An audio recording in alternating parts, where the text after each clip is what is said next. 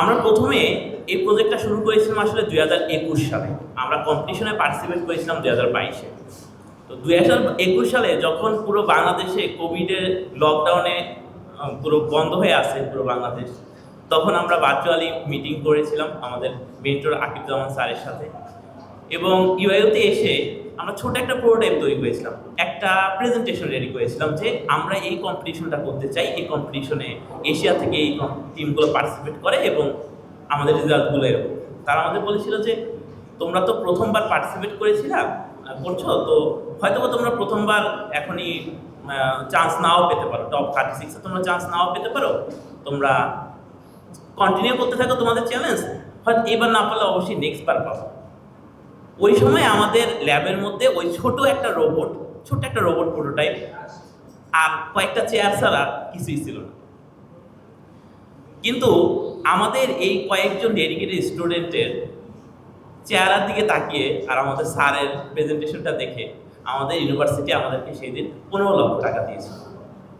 এটা ছিল আমাদের ইউনিভার্সিটিতে থেকে দেওয়া সবচেয়ে বড় ফান্ড। আমরা আমাদের প্রথম system acceptance review, final review ভিডিওটা এবং একটা ডকুমেন্ট সাবমিট করেছিলাম 2022-এ।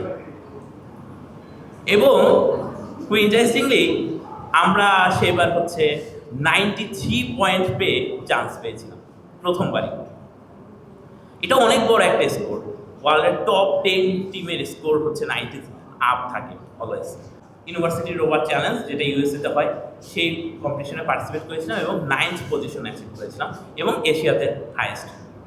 2022 সালে ইউনাইটেড ইন্টারন্যাশনাল ইউনিভার্সিটি সেই সাহসিকতাটা দেখিয়েছিল যে আমাদের ছাত্রদের তৈরি একটা মার্স রোভার নিয়ে আমরা আমাদের একটা টিম সেখানে গেল এবং সেখানে পার্টিসিপেট করল।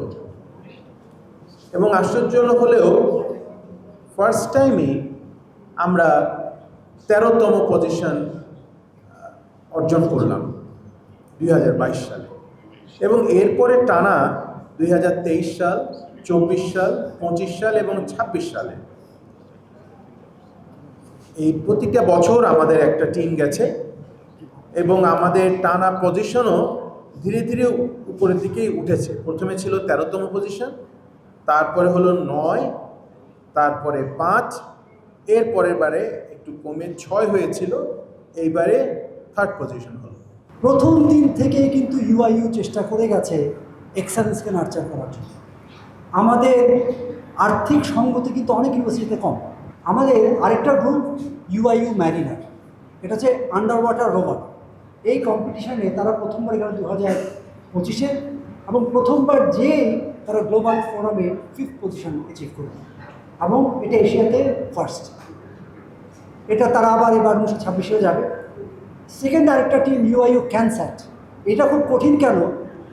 কারণ স্যাটেলাইটের সম্বন্ধে আমাদের এখানে অলমোস্ট কোনো সেক্টরে কোনো রকম সাপোর্ট। ক্যানস্যাটটা হচ্ছে একটা স্যাটেলাইটের মতো একটা রোগ, যেটা রকেটের মাধ্যমে লঞ্চ করা হবে, 1 কিলোমিটার উপরে ওঠার পর ছেড়ে দেওয়া।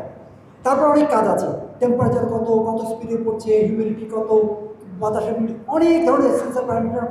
তারপরে আবার একটা প্যারাশুট থাকবে, ভেতরে একটা ডিম থাকবে, পরে যদি ডিম ভেঙে যায় ইউ লুজ।